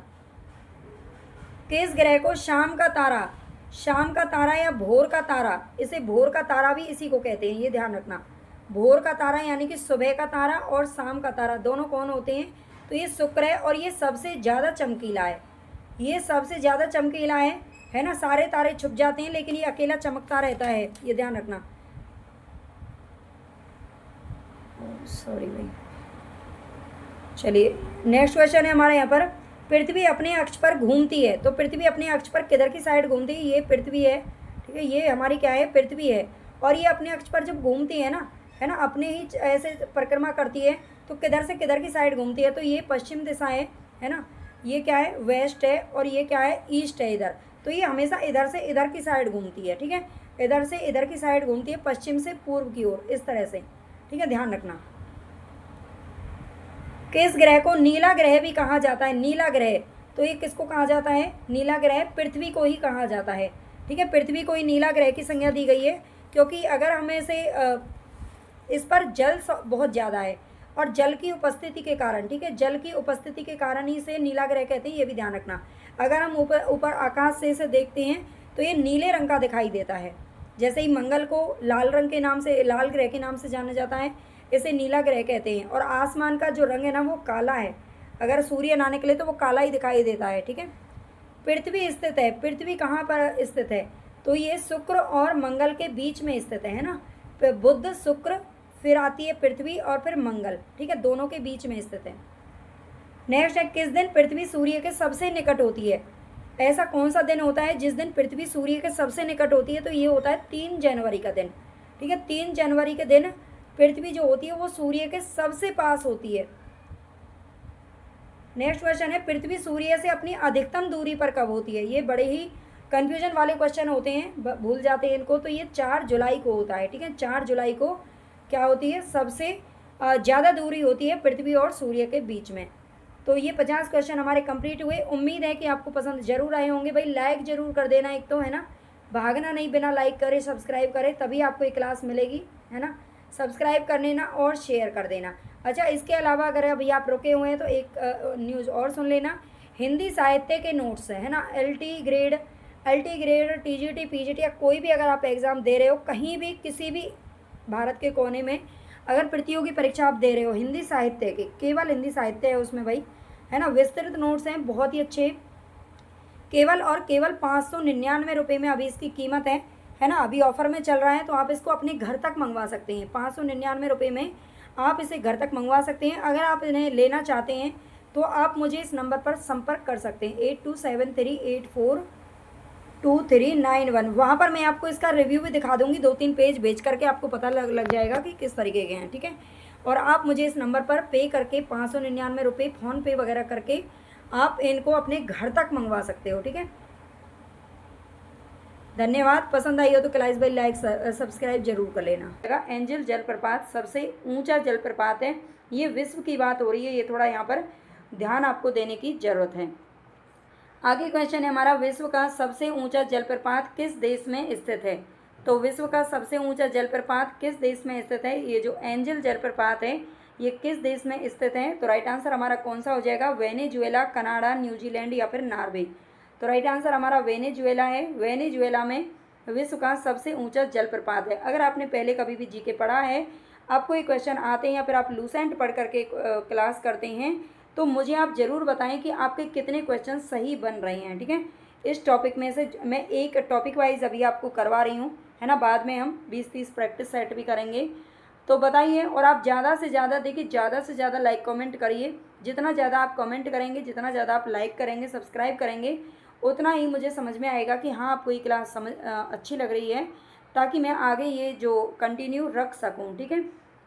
तो क्योंकि देखो, मोटिवेशन की ज़रूरत सभी को पड़ती है, हमें भी पड़ती है, बहुत ज़्यादा मेहनत करनी पड़ती है, और इतना मेहनत करने का फिर मन नहीं करता अगर कुछ मिलता नहीं है बदले में, तो है ना, हर कोई मतलब का ही इंसान है। एंजल जलप्रपात किस नदी पर स्थित है? तो एंजल जलप्रपात ये वेनेजुएला में है, और ये किस नदी पर स्थित है? तो राइट आंसर हमारा कौन सा हो जाएगा? अमेजन, ओरिनोकार्ट, कैरोनीटिका या फिर पराना। तो राइट आंसर हमारा तीसरे का सी हो जाएगा, कैरोनीटिका, ठीक है। कैरोनीटिका नाम की नदी है वेनेजुएला में, वहाँ पर ये जलप्रपात है जो कि बना हुआ है। बोयोमा जलप्रपात किस नदी पर स्थित है? बोयोमा जलप्रपात किस नदी पर स्थित है? जेम्बेजी, जेरे, नील या फिर लुआनवा। तो राइट आंसर हमारा 4 का कौन सा हो जाएगा? बी हो जाएगा। ये जेरे नदी पर स्थित है, ठीक है, जेरे नदी पर स्थित है कौन सा? बोयोमा जलप्रपात। ये अच्छे से आपको याद रखना है। आगे स्टेनली जलप्रपात किस नदी पर स्थित है? स्टेनली जलप्रपात ये किस नदी पर है? अमेजन, कांगो, नील या फिर कैरोनी नदी। तो 5 का हमारा राइट आंसर बी हो जाएगा, कांगो नदी पर स्थित है, ठीक है, कांगो नदी पर स्थित है, ये ध्यान रखना। कौन सा? स्टेनली जलप्रपात। स्टेनली जलप्रपात कहाँ पर है? तो कांगो नदी पर स्थित है। आगे है नियाग्रा जलप्रपात किस नदी पर स्थित है? ये 4-5 ही जलप्रपात हैं जिनसे क्वेश्चन हमेशा घूम फिर करके पूछे जाते हैं हर एग्जाम में, ठीक है। तो बिल्कुल इनको ही आप याद कर लेंगे तो आपका काम ये समझ लीजिए हो गया। नियाग्रा जलप्रपात किस नदी पर है? कोलोरेडो, मिसिसिपी, सेंट लॉरेंस या फिर जेम्बेजी। तो 6 का हमारा राइट आंसर सी हो जाएगा, सेंट लॉरेंस, ठीक है। ये सेंट लॉरेंस नदी पर स्थित है नियाग्रा जलप्रपात, ये आप ध्यान रखना। आगे क्वेश्चन है हमारा, विक्टोरिया जलप्रपात किस नदी से संबंधित है? विक्टोरिया जलप्रपात किस नदी से संबंधित है? तो 7 का राइट आंसर हमारा क्या हो जाएगा? अमेजन, मिसौरी, सेंट लॉरेंस या फिर जेम्बेजी। जेम्बेजी हमारा सही हो जाएगा, ठीक है, जेम्बेजी आंसर हमारा बिल्कुल सही है। नियाग्रा जलप्रपात किन 2 झीलों के मध्य में स्थित है? नियाग्रा जलप्रपात किन 2 झीलों के मध्य में स्थित है? हुरन एवं ओंटेरियो, ईरी एवं ड्यूरन, ईरी एवं ओंटेरियो, यूरन एवं सुप्रियर। तो राइट आंसर हमारा 8 का कौन सा होगा? सी सही हो जाएगा, ईरी एवं ओंटेरियो, ठीक है, ईरी एवं ओंटेरियो इस पर नियाग्रा जलप्रपात है जो कि 2 झीलों के मध्य में बना हुआ है। झीलों के बारे में हमने कल पढ़ा था, अगर आपने नहीं देखी है क्लास तो जरूर देख लेना, ठीक है। नियाग्रा जलप्रपात कहाँ पर है? यूनाइटेड किंगडम यानी कि यूके इसको बोला जाता है, अफ्रीका, ऑस्ट्रेलिया, फिर यूएसए। तो 9 का हमारा करेक्ट आंसर हो जाएगा यूएसए। यूएसए बोलते हैं अमेरिका को, ठीक है। तो ये कहाँ पर है? अमेरिका के अंदर है, ये ध्यान रखना। आगे क्वेश्चन है हमारा, नियाग्रा जलप्रपात किसकी सीमा पर स्थित है? नियाग्रा जलप्रपात किसकी सीमा पर स्थित है? स्विट्जरलैंड एवं जर्मनी, यूएसए एवं कनाडा, फ्रांस एवं इटली, डेनमार्क एवं स्वीडन। तो 10 का राइट आंसर हमारा बी बिल्कुल सही हो जाएगा, यूएसए एवं कनाडा, ठीक है। नियाग्रा जलप्रपात यूएसए और कनाडा इनकी सीमा पर स्थित है, ये ध्यान रखना है। आगे चलते हैं, नेक्स्ट क्वेश्चन है, अभी हम नहरों के बारे में पढ़ने वाले हैं। पनामा नहर किन 2 महासागरों को जोड़ती हैं? जो पनामा नहर है इससे क्वेश्चन खूब पूछे जाते हैं। पनामा नहर किन 2 महासागरों को जोड़ने का काम करती है?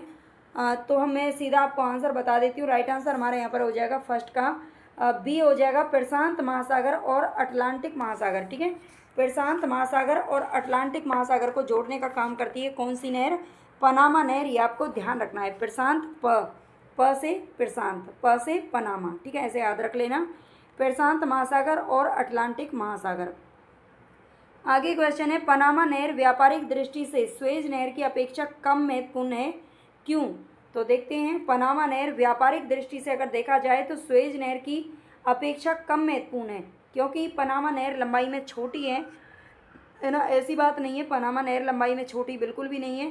पनामा नहर समतल भूमि पर नहीं है, ये भी कारण नहीं है। घने आबाद देशों का व्यापार पनामा नहर के द्वारा नहीं होता है, ठीक है।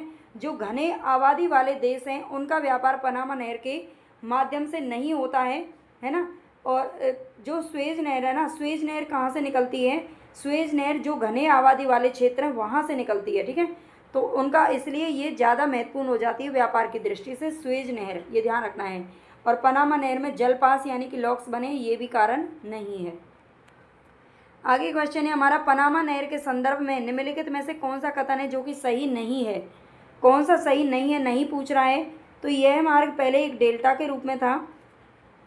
आपको आंसर बताना है चौथे का, 13वें का आंसर बताना है। तो 13वें का हमारा राइट आंसर क्या हो जाएगा?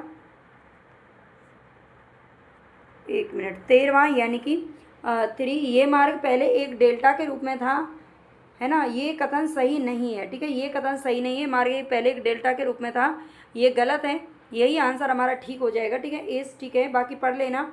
संसार का 25% व्यापार इसी नहर के द्वारा होता है, यानी कि पनामा नहर के द्वारा 25% व्यापार होता है। यह नहर अटलांटिक महासागर और प्रशांत महासागर को जोड़ती है, अभी हमने ऊपर देखा था, ठीक है। और इस मार्ग की जो लंबाई है वो 64.8 किलोमीटर है। पनामा नहर के उत्तरी सिरे पर कौन सा पत्तन स्थित है? पत्तन तो आप जानते होंगे किसको बोलते हैं, तो ये बंदरगाह को बोलते हैं, पोर्ट को, ठीक है। बंदरगाह यानी कि पोर्ट को पत्तन बोला जाता है, जो कि पानी के किनारे पर बने होते हैं, ठीक है। नदी या फिर समुद्र के किनारे पर जो बने होते हैं, जहाँ से स्थान, जैसे कि एयरपोर्ट होता है, बस स्टैंड होता है, वैसे कि पत्तन बंदरगाह होते हैं जहाँ से पानी से आता है जो सामान, उसको वो वहाँ पर आकर के ठहरते हैं, ठीक है। तो पत्तन स्थित है पनामा नहर के उत्तरी सिरे पर। उत्तरी सिरे की बात कर रहा है, कौन सा पत्तन स्थित है? तो 14 का हमारा राइट आंसर क्या हो जाएगा? पनामा कोलोन गाटून या फिर मिरा फ्लोरेस। तो राइट आंसर हमारा कोलोन हो जाएगा, ठीक है। कोलोन जो पत्तन है ये पनामा नहर के उत्तरी सिरे पर स्थित है। आगे है पनामा नहर के दक्षिणी सिरे पर स्थित कौन सा पत्तन है? पनामा नहर के दक्षिणी सिरे पर कौन सा पत्तन है? पनामा कोलोन पोर्ट सईद या फिर गाटून। कोलोन तो हमने देख लिया, ये तो कहाँ पर है? उत्तरी सिरे पर है, ठीक है, उत्तरी सिरे पर है। तो दक्षिणी सिरे पर कौन सा है? तो पनामा नहर के दक्षिणी सिरे पर जो स्थित है उसका नाम ही पनामा है, ठीक है, ये ध्यान रखना है। आगे हमारा क्वेश्चन है नेक्स्ट, विश्व की सबसे बड़ी जहाजरानी नहर कौन सी है? सबसे बड़ी जहाजरानी नहर किसे कहा जाता है? पनामा, स्वेज, कील या फिर सू नहर। तो 16 का हमारा करेक्ट आंसर हो जाएगा स्वेज नहर, ठीक है। स्वेज नहर को कहा जाता है सबसे बड़ी जहाजरानी नहर, ये ध्यान रखना है। आगे चलते हैं नेक्स्ट क्वेश्चन की तरफ। स्वेज नहर जोड़ती है, स्वेज नहर किन दो सागरों को जोड़ती है? तो 17 का हमारा राइट आंसर क्या हो जाएगा? भूमध्य सागर को लाल सागर से। ए हमारा बिल्कुल करेक्ट है, भूमध्य सागर को लाल सागर से जोड़ती है स्वेज नहर, ये ध्यान रखना है। अगर आपको क्लास अच्छी लग रही है, आज मैंने थोड़ा डिफरेंट तरीके से बनाया है, तो प्लीज़ चैनल को सब्सक्राइब भी ज़रूर कर लेना। जो भी बच्चे नए हैं, ज़्यादा से ज़्यादा शेयर करना है ना, ज़्यादा से ज़्यादा बच्चों के पास ये क्लासेस पहुंचनी चाहिए। स्वेज नहर के उत्तरी सिरे पर कौन सा पत्तन है जो कि स्थित है? स्वेज नहर, अब स्वेज नहर की बात हो रही है, पनामा का तो हमने देख लिया, कोलोन है। स्वेज नहर के उत्तरी सिरे पर कौन सा पत्तन स्थित है? यहाँ से आपको ये आइडिया लग जाएगा कि क्वेश्चन किस तरीके के पूछे जाते हैं, ठीक है। अगर आप थ्योरी भी पढ़ रहे हैं तो इसी तरीके से आपको पढ़ना पड़ेगा, ये इंपॉर्टेंट है।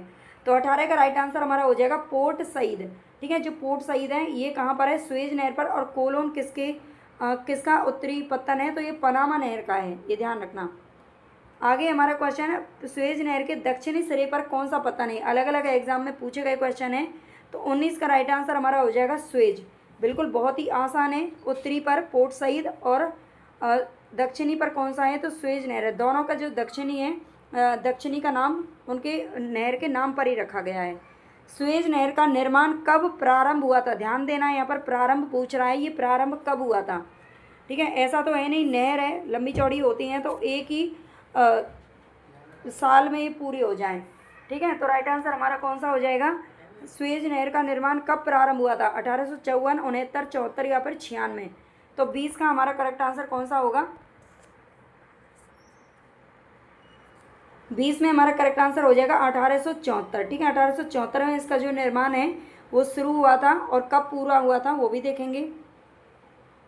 आगे हमारा क्वेश्चन है, स्वेज नहर कब बन करके तैयार हुई थी? स्वेज नहर कब बन करके तैयार हुई थी?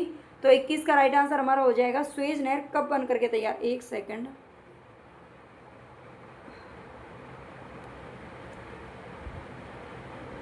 स्वेज नहर का निर्माण है कब प्रारंभ हुआ था, ये पूछ रहा है आपसे।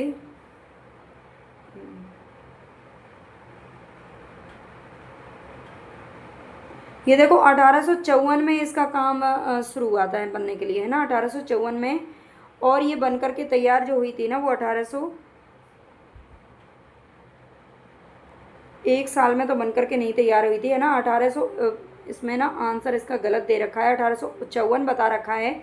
चलो इसको देख के मुझे बताना पड़ेगा बाद में, है ना। 1854 में ही ये बन करके तैयार हुई थी, ऐसा इसमें आंसर शीट में लिखा है। थोड़ा मैं इसको चेक करके आपके आंसर शीट में डाल दूंगी, ठीक है, कमेंट बॉक्स में डाल दूंगी, तो परेशान मत होना। स्वेज नहर की लंबाई कितनी है? स्वेज नहर की लंबाई कितनी है? तो राइट आंसर हमारा कौन सा हो जाएगा? स्वेज नहर की लंबाई। अभी हमने पनामा नहर की लंबाई देखी थी, तो 64.8 किलोमीटर थी, ठीक है। पनामा नहर की लंबाई कितनी थी? तो 64.8 थी। तो स्वेज नहर की बताना है हमें कितना हो जाएगा। राइट आंसर हमारा 106.5 किलोमीटर हो जाएगा, ठीक है। पनामा से बड़ी है ये नहर, ये ध्यान रखना है।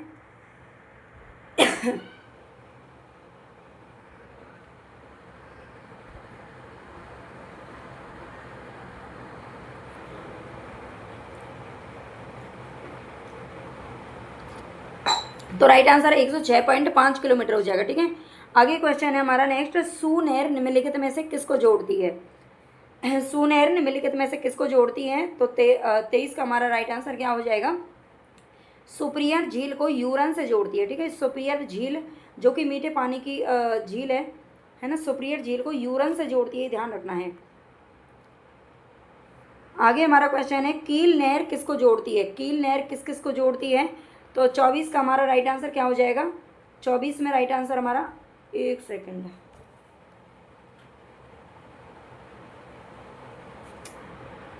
सेकेंड भाई रुकिए आप थोड़ा सा, बस एक सेकंड में आपको यहाँ पर कन्फर्म ही बता देती हूँ, है ना। 20 का आंसर देखिए सबसे पहले आप, 20 का आंसर हमारा मैंने आपको बताया 1854 में ये शुरू हुआ था, बिल्कुल सही है।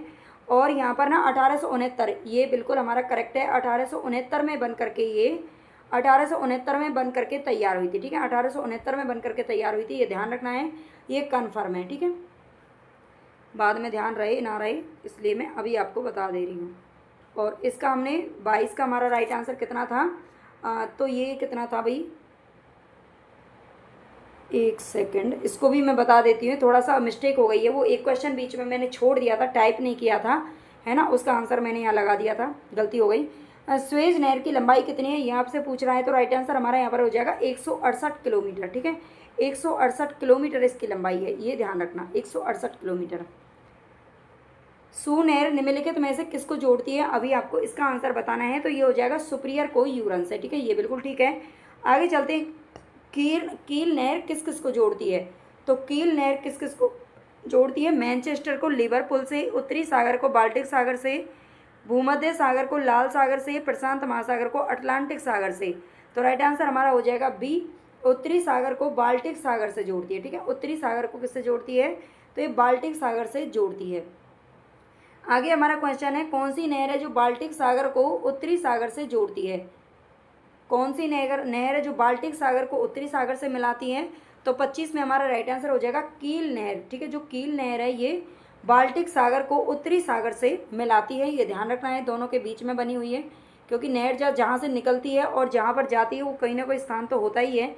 किरा नहर निम्नलिखित में से किस देश में स्थित है? किरा नहर, तो किरा नहर कहाँ पर स्थित है? राइट आंसर हमारा क्या हो जाएगा? ये थाईलैंड के अंदर स्थित है। ठीक है, बी ऑप्शन हमारा बिल्कुल करेक्ट हो जाएगा, ये किरा नहर थाईलैंड के अंदर है। ठीक है, जिसे सफ़ेद हाथियों की भूमि भी कहा जाता है थाईलैंड को।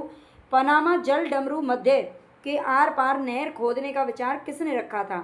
पनामा जल डमरू मध्य के आर पार नहर खोदने का विचार किसने रखा था? टॉलमी, स्ट्रोवा, रेड जेल या फिर हम्बोल्ट ने। तो 27 का हमारा राइट आंसर क्या हो जाएगा? हम्बोल्ट हो जाएगा। ठीक है, डी ऑप्शन बिल्कुल करेक्ट हो जाएगा, हम्बोल्ट ने आर पार ये नहर बनाने का जो विचार है वो रखा था। ठीक है, आगे स्वेज नहर के खुलते ही किसके बीच समुद्री यात्रा का मार्ग छोटा हो गया? स्वेज नहर के खुलते ही किसके बीच में समुद्री यात्रा का मार्ग छोटा हो गया? तो 28 में हमारा करेक्ट आंसर क्या हो जाएगा? लंदन और चेन्नई। ठीक है, लंदन और चेन्नई को जोड़ता है, चेन्नई हमारे भारत में है और लंदन आप जानते ही हो। ठीक है, लंदन और चेन्नई के बीच में जो समुद्री मार्ग है ना वो छोटा हो गया। आगे चलते हैं, नेक्स्ट क्वेश्चन है, पनामा नहर स्वेज नहर से भिन्न है क्योंकि इसमें लॉक प्रणाली है, इसका मार्ग छोटा है, इसका मार्ग व्यस्त है, इसका मार्ग कम व्यस्त है। तो पनामा नहर स्वेज नहर से किस प्रकार से भिन्न है?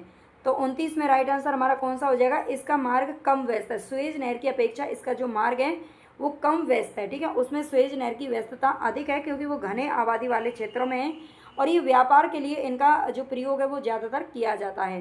पनामा नहर का निर्माण किस वर्ष हुआ था? पनामा नहर का निर्माण किस वर्ष हुआ था?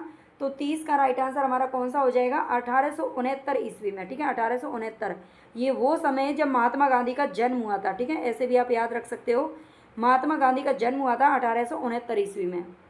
कहाँ पर हुआ था? पोरबंदर में हुआ था, है ना। स्वेज नहर के बन जाने के पश्चात भारत और यूरोप के मध्य की सामुद्रिक दूरी में कितनी कमी आई है? स्वेज नहर के बन जाने के पश्चात भारत और यूरोप के मध्य की सामुद्रिक दूरी में कितनी जो है कमी आई है? तो राइट आंसर हमारा कौन सा हो जाएगा? 5000 किलोमीटर, 7000 किलोमीटर, 8000 या फिर 10000 किलोमीटर। तो राइट आंसर हमारा बी है, बी बिल्कुल सही है, 7000 किलोमीटर। ठीक है, 7000 किलोमीटर की कमी आई है, ये ध्यान रखना। पनामा नहर का निर्माण किस वर्ष में शुरू हुआ था? ये थोड़ा सा आपको मिस्टेक हो गया है यहाँ पर, इसमें हमारा डी ठीक हो जाएगा, 1914 ईस्वी। ठीक है, 1914 ठीक हो जाएगा। ये बीच बीच में एक एक क्वेश्चन छोड़ दिए, उन पर ध्यान नहीं रहा मुझे टिक लगाने का, है ना, तो माफ़ कर देना इस गलती के लिए, तो आगे से ऐसी गलती नहीं होगी भाई। और अभी आपको मैंने सही आंसर बता दिया है। अब आप तय कर लेना कि आपको अगर क्लास पसंद आई है तो आप लाइक ज़रूर कर देना, सब्सक्राइब कर देना। इसी तरह की अगर आप चाहते हो कि डेली ये सीरीज चलती रहे तो आपको ज़्यादा से ज़्यादा कमेंट मुझे करने पड़ेंगे और बताना पड़ेगा कि आपको क्लास कैसी लगी है, ठीक है। और आपके कितने क्वेश्चन सही हो रहे हैं ये भी आप साथ में लगाते चलें, ठीक है। Okay, take care, bye bye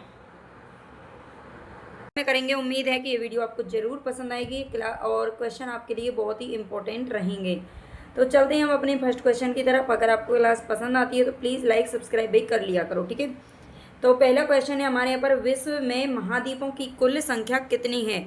तो विश्व में जो कुल महाद्वीप हैं वो कितने हैं, तो राइट आंसर हमारे यहाँ पर क्या हो जाएगा, देखो पाँच तो महासागर है, इसमें भी थोड़ा सा बच्चे कंफ्यूज हो जाते हैं। 5 महासागर हैं और महाद्वीप की बात करें तो ये 7 हैं, ठीक है, 7 हैं। आप मुझे कमेंट में ज़रूर बताइएगा कि आपके कितने क्वेश्चन हैं जो इसमें से सही हो रहे हैं। संसार में सबसे बड़ा महाद्वीप कौन सा है, संसार में सबसे बड़ा महाद्वीप कौन सा है, सबसे बड़ा यानी कि क्षेत्रफल किसका सबसे बड़ा है, तो दूसरे का हमारा राइट आंसर क्या होगा, एशिया सही हो जाएगा, ठीक है, सी बिल्कुल करेक्ट है। एशिया, एशिया संसार का सबसे बड़ा महाद्वीप है, ये ध्यान रखना। आगे क्वेश्चन है, किस महाद्वीप का क्षेत्रफल सबसे कम है, सबसे छोटा महाद्वीप कौन सा है, अफ्रीका, एशिया, यूरोप या ऑस्ट्रेलिया, तो तीसरे का डी ऑप्शन हमारा सही हो जाएगा। ऑस्ट्रेलिया सबसे छोटा है और एशिया जो है जिसमें हम रहते हैं, भारत देश आता है, वो सबसे बड़ा है। किस महाद्वीप को श्वेत महाद्वीप के नाम से जाना जाता है, कौन सा महाद्वीप है जिसको श्वेत महाद्वीप कहते हैं, यूरोप, अफ्रीका, ऑस्ट्रेलिया या अंटार्कटिका, तो फोर्थ का हमारा राइट आंसर डी हो जाएगा, अंटार्कटिका, ठीक है। जो अंटार्कटिका है श्वेत महाद्वीप कहते हैं क्योंकि इस पूरे जो ये महाद्वीप है इस पर पूरे पर बर्फ़ जमी हुई है, ठीक है, और बर्फ़ की वजह से ये श्वेत दिखाई देता है। किस महाद्वीप को प्रायद्वीपीय महाद्वीप के नाम से भी जाना जाता है, प्रायद्वीपीय महाद्वीप के नाम से भी जाना जाता है, कौन सा महाद्वीप है इसमें से, एशिया, यूरोप, ऑस्ट्रेलिया और अफ्रीका, तो 5 का हमारा राइट आंसर कौन सा हो जाएगा, प्रायद्वीपीय महाद्वीप कहते हैं यूरोप को, ठीक है, यूरोप इसमें 5 में हमारा आंसर सही हो जाएगा, ठीक है। 5th में हमारा बी ऑप्शन है जो कि करेक्ट है। आगे क्वेश्चन है, निम्नलिखित में से किस महाद्वीप को महाद्वीपों का महाद्वीप कहा जाता है, कौन सा महाद्वीप है जिसे महाद्वीपों का भी महाद्वीप कहा जाता है, तो हमारा राइट आंसर इसमें क्या होगा, एशिया हो जाएगा, एशिया बिल्कुल करेक्ट है। यूरोप, अफ्रीका, अंटार्कटिका नहीं है, बल्कि एशिया को महाद्वीपों का भी महाद्वीप कहा जाता है क्योंकि एशिया क्षेत्रफल में बहुत ही बड़ा है ना। निम्नलिखित में कौन सा एक द्वीपीय महाद्वीप के नाम से भी जाना जाता है, प्रायद्वीपीय तो हमने अभी देखा है यूरोप को कहते हैं, तो फिर द्वीपीय महाद्वीप के नाम से किसे जाना जाता है, एशिया, यूरोप, ऑस्ट्रेलिया, अंटार्कटिका, तो 7 का हमारा राइट आंसर क्या हो जाएगा, ऑस्ट्रेलिया हो जाएगा, द्वीपीय महाद्वीप के नाम से इसे जानते हैं। आगे चलते हैं, निम्नलिखित में से किस महाद्वीप को उसके काफ़ी बड़े भाग में वर्षा की कम मात्रा की प्राप्ति के कारण प्यासी भूमि का महाद्वीप भी कहा जाता है, प्यासी भूमि का महाद्वीप कौन सा है, कौन सा महाद्वीप है जिसकी भूमि कैसी है, प्यासी है, तो 8 का हमारा करेक्ट आंसर यहाँ पर क्या होगा, ऑस्ट्रेलिया हो जाएगा, ठीक है। जो ऑस्ट्रेलिया है इसकी भूमि को प्यासी भूमि का नाम दिया जाता है, ये आपको ध्यान रखना है। आगे चलते हैं, कॉन्टिनेंट ऑफ कॉन्ट्रास्ट किसे कहते हैं, एशिया, ऑस्ट्रेलिया, अफ्रीका या फिर अंटार्कटिका, कॉन्टिनेंट ऑफ कॉन्ट्रास्ट किसे कहते हैं, तो राइट आंसर हमारा 9 में कौन सा हो जाएगा, एशिया को ही कहते हैं, ठीक है, एशिया को कहा जाता है, ये आपको ध्यान रखना है। नेक्स्ट हमारा क्वेश्चन, निम्नलिखित में से कौन सा महाद्वीप है जिसे नई दुनिया के नाम से भी जाना जाता है, महाद्वीपों से बहुत ही अच्छे क्वेश्चन है ना, और इस वीडियो में 60 प्रश्न हम देखने वाले हैं। उम्मीद है यहीं से ही आपका क्वेश्चन है वो क्लियर हो जाएगा, है ना, अगर पेपर में आता भी है तो। अगर आपको क्लास अच्छी लगती है तो प्लीज़ वही लाइक सब्सक्राइब जरूर कर लिया करो। नई दुनिया के नाम से किसे जाना जाता है, उत्तरी अमेरिका, दक्षिण अमेरिका, एशिया या फिर अंटार्कटिका, तो 10 का हमारा करेक्ट आंसर क्या होगा, 10 में ए हो जाएगा, उत्तरी अमेरिका, ठीक है। नई दुनिया के नाम से किसे जाना जाता है, तो उत्तरी अमेरिका जो महाद्वीप है इसे जाना जाता है। नेक्स्ट है, निम्नलिखित में से किस महाद्वीप को मानव घर कहा जाता है, मानव का घर, ठीक है, मानव घर किसे कहते हैं, एशिया, यूरोप, अफ्रीका या ऑस्ट्रेलिया, तो 11 में हमारा करेक्ट आंसर क्या हो जाएगा, एशिया हो जाएगा, मानव घर किसे कहते हैं, तो एशिया को कहते हैं। निम्न में किस महाद्वीप को विज्ञान के लिए समर्पित महाद्वीप कहा जाता है? विज्ञान के लिए समर्पित महाद्वीप कौन सा है? एशिया, यूरोप, ऑस्ट्रेलिया या अंटार्कटिका? तो 12 में हमारा करेक्ट आंसर होगा भाई अंटार्कटिका, क्योंकि अंटार्कटिका पर कोई भी मनुष्य नहीं रहता है। ठीक है, कोई भी मनुष्य नहीं रहते, मतलब यहाँ पर जो है बसावट नहीं है, यहाँ पर लोग नहीं रहते हैं। यहाँ पर जो विज्ञान के लिए मतलब स्पेस के लिए, अंतरिक्ष के लिए जो खोजें की जाती हैं उनके लिए स्पेस सेंटर यहाँ पर बने हुए हैं अलग अलग देशों के। हमारे देश के भी यहाँ पर भारत की तरफ से भी 5 सेंटर थे, जिसमें से अब 1-2 बंद कर दिए गए हैं। ठीक है, तो ये आप ध्यान रखना, इसलिए इसे विज्ञान के लिए समर्पित कहा जाता है। निम्न में से किस महाद्वीप को अंध महाद्वीप के नाम से भी जाना जाता है? अंध महाद्वीप किस महाद्वीप को कहते हैं? तो 13 में हमारा करेक्ट आंसर कौन सा हो जाएगा? अफ्रीका हो जाएगा। ठीक है, अफ्रीका हो जाएगा, जिसे अंध महाद्वीप के नाम से जाना जाता है। आगे क्वेश्चन है, निम्नलिखित में से किस महाद्वीप को विकास की अधिक संभावनाओं की विद्यमानता के कारण भविष्य का भंडार गृह कहा जाता है? कौन सा महाद्वीप है जिसे भविष्य का भंडार गृह कहते हैं? यहाँ पर बहुत ज़्यादा संभावना रहने के कारण इसे भविष्य का भंडार गृह कहा जाता है। ऑस्ट्रेलिया, अंटार्कटिका, अफ्रीका या एशिया? तो 14 में हमारा करेक्ट आंसर क्या हो जाएगा? एशिया हो जाएगा। ठीक है, एशिया को ही कहा जाता है भविष्य का भंडार गृह, जहाँ पर हम रहते हैं ना। निम्नलिखित में से किस महाद्वीप को पक्षियों का महाद्वीप कहा जाता है? पक्षियों का महाद्वीप यानी कि पक्षियाँ सबसे ज़्यादा कहाँ पर मिलते हैं? उत्तरी अमेरिका, दक्षिण अमेरिका, ऑस्ट्रेलिया या अंटार्कटिका? तो 15 में हमारा करेक्ट आंसर क्या होगा? दक्षिण अमेरिका हो जाएगा। ठीक है, दक्षिण अमेरिका पक्षियों का महाद्वीप कौन सा है? तो ये दक्षिण अमेरिका है, साउथ अमेरिका, ये आप याद रखना। निम्नलिखित में कौन से 2 महाद्वीप हैं जो एक दूसरे का दर्पण प्रतिबिंब मिरर इमेज प्रस्तुत करते हैं? एक दूसरे का दर्पण प्रतिबिंब प्रस्तुत कौन से करते हैं? दक्षिण अमेरिका तथा ऑस्ट्रेलिया, दक्षिण अमेरिका, अफ्रीका, यूरेशिया तथा उत्तरी अमेरिका, यूरोप तथा ऑस्ट्रेलिया? तो 16 में हमारा राइट आंसर यहाँ पर हो जाएगा बी, दक्षिण अमेरिका और अफ्रीका। ठीक है, ये एक दूसरे का दर्पण प्रतिबिंब प्रस्तुत करते हैं। ध्यान रखना, पूछा गया क्वेश्चन है और आगे आपके एग्जाम में भी आ सकता है। किस महाद्वीप की संरचना अंग्रेजी के एस अक्षर की तरह है? एस इस प्रकार के आकृति बनी हुई है, तो ये किस महाद्वीप की बनी हुई है? दक्षिण अमेरिका, अफ्रीका, ऑस्ट्रेलिया या अंटार्कटिका? तो 17 में हमारा करेक्ट आंसर क्या हो जाएगा? डी हो जाएगा, अंटार्कटिका। ठीक है, किस महाद्वीप की संरचना है जो अंग्रेजी के एस अक्षर की तरह है? तो ये अंटार्कटिका है।